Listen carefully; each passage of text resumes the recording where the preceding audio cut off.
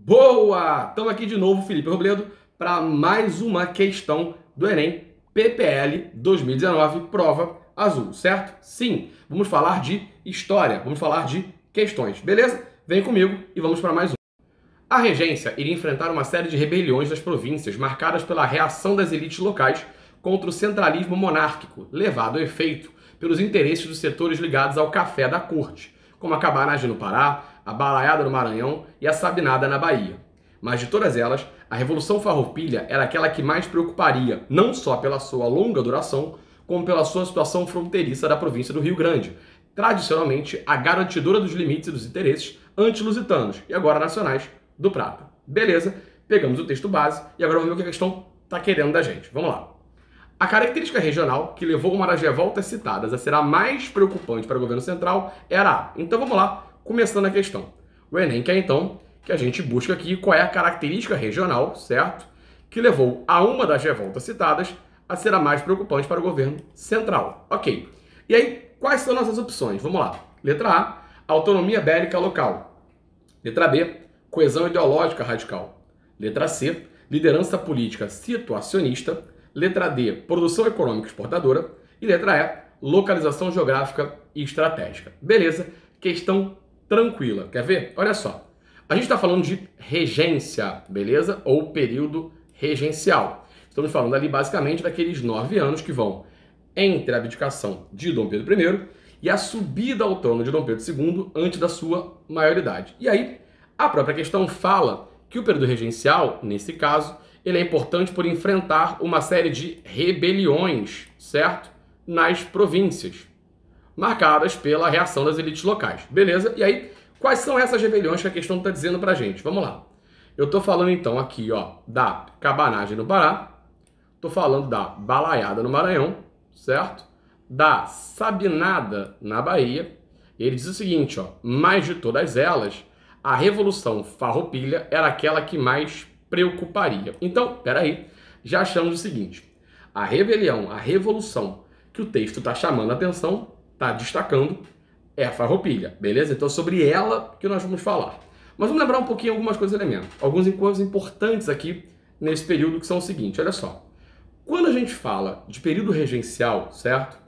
Para além da questão da evolução partidária, e aí se você não lembra muito disso, fica tranquilo, porque nesse próprio Enem PPL, a questão número 69 tratava exatamente disso, e aí no canal para você dar uma olhada, porque na questão 69 eu coloco para vocês um esquema e explico essa mudança partidária, essa ideia conturbada dos partidos políticos no período, vamos falar das revoltas. E aí, na verdade, na regência, a gente tem basicamente 5 revoltas nesse período. A balaiada, a cabanagem, a revolta dos malês, a sabinada e a farroupilha. 4 estão aí no texto, certo? E aí vamos tentar o seguinte. De uma maneira geral, e aí depois, se vocês quiserem, a gente faz um vídeo só sobre o período regencial e as revoltas, vamos pensar o seguinte. Cabanagem dos cabanos e balaiada dos balaios, certo? São revoltas populares do período regencial, beleza? Uma acontecendo no Pará, a cabanagem, e a balaiada no Maranhão. A sabinada, por sua vez, é uma revolta de classe média, que inclusive tem seu nome, porque um dos seus líderes é um médico chamado Francisco Sabino, certo? E aí, por isso, sabinada. E ela é interessante porque, na verdade, sendo de classe média, ela até vai conseguir tomar o poder na Bahia durante um tempo, mas vai prometer voltar a pertencer ao território nacional assim que Dom Pedro II chegar ao governo. A revolta dos malês, que não está na questão, é outra que é importantíssima, fundamental, porque quem são malês? Malês são escravos islamizados. Sim, eu tenho escravos islamizados no Brasil. E a revolta dos malês vai rolar aonde? Na Bahia, em Salvador. E aí qual o objetivo?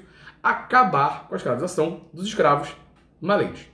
Em comum, tanto balaiada, cabanagem, sabinada ou malê, serão derrotadas de forma extremamente violenta. E aí chegamos nela, na Farroupilha, a revolução que está rolando, a rebelião que está rolando na questão. A Farroupilha, acontecendo no sul do país, ela é a rebelião mais longa na história do Brasil. E o próprio texto fala pra gente, olha aqui, ó. Não só pela sua longa duração, beleza?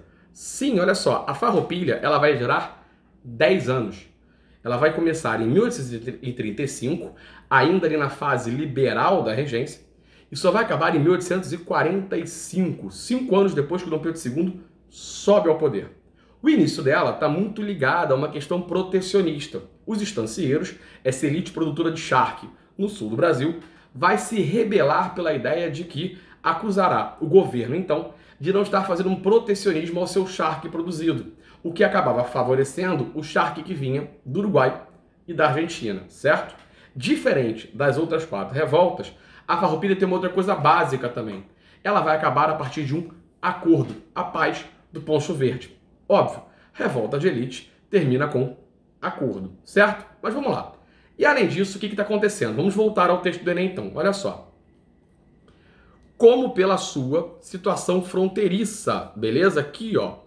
Como pela sua situação fronteiriça da província do Rio Grande, tradicionalmente a garantidora dos limites e dos interesses anti-lusitanos. E agora, nacionais do Prata. E aí, se você parar de pensar, olha só. Ele fala das fronteiriças anti-lusitanas e agora nacionais. Por quê? Porque essa região, a região da Bacia do Prata, ali no extremo sul do Brasil, certo? É uma área que sempre foi disputada. Seja lá na fase colonial, quando você passa, por exemplo, daqueles tratados de limite, entre o qual se destaca o Tratado de Madrid e, por conseguinte, as guerras guaraníticas. E não lembra disso? Tudo bem? Aí no canal temos um vídeo sobre expansão territorial, que a gente fala dessa ideia desses tratados. Dá uma olhada, você vai gostar. Como ainda, por exemplo, no período joanino, quando Dom João VI invade a província cisplatina, que era de posse espanhola, o que vai levar no primeiro reinado, por exemplo, à Guerra da Cisplatina, levando à formação do Uruguai e contribuindo como sendo uma das causas para a abdicação de Dom Pedro I.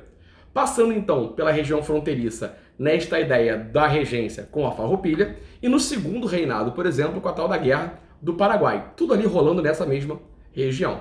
E aí, matamos a questão. Porque olha só, o texto não fala pra gente de interesses anti-lusitanos e agora nacionais do Prata em relação a limites. Se eu falo de limite, eu falo de fronteiras, de território, beleza? E aí, olha para as opções. Letra A, autonomia bélica local, não tem relação com o texto. B, coesão ideológica radical, não estou falando de ideologia radical nesse momento em relação à questão da preocupação que você tem demonstrada pelo texto. Liderança política situacionista, na verdade nem é, certo? Produção econômica exportadora, embora tenha a ver a questão do charque, do protecionismo, não é o que o texto está dizendo. E lembra, dentro da prova do Enem, eu tenho que seguir aquilo que o texto diz. E o que a pergunta quer? A pergunta é característica regional que leva à preocupação. E aí, então, só pode ser a letra E. Olha só, localização geográfica e estratégica. Sim, olha só, não é o que eu estou dizendo? A preocupação não é área fronteiriça, não é área de limite? Então só pode ser em relação à questão da sua localização estratégica nessa geopolítica do Prata. Beleza? Mais uma questão feita, questão tranquilaça pra gente. Bastava a gente poder ler. Lembra? Tá tudo aí. É só ler com calma. Um beijo e até o próximo vídeo.